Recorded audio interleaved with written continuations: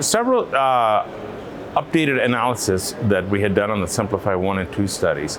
At this year's ASCO meeting, we presented data as related to quality of life, where we were able to identify that individuals, both almost regardless of the degree of anemia, had significant impact on symptoms and quality of life in these individuals. But that for those individuals that we saw improvement in anemia, we saw not only the typical improvement in symptoms and quality of life, but even really an extra level.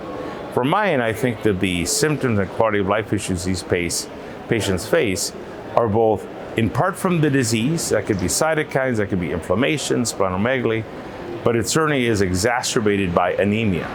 So when one is able to improve both sets of things, the patient really is much better off. Second, we presented an additional analysis here regarding Momelotinib at EHA regarding transfusion burden. And what we identified, and this was from a study where we had about 42 patients led by Stephen O, where we were looking at a whole variety of biological correlates and saw the decrease in intensity need.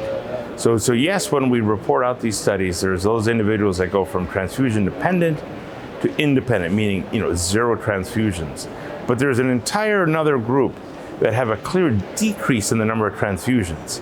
You can imagine you needed 6 units of blood over the last 2 months. If you're on Momelotinib and had an improvement, maybe that decreased to 1 unit over those 2 months. Technically did not become transfusion independent, but the patient was really quite a bit better off. So what we're seeing is that the majority of patients have some improvement in their anemia, with obviously transfusion independence being perhaps kind of the highest bar, but we're very encouraged to think that the majority of patients will have a clear benefit in terms of their anemia.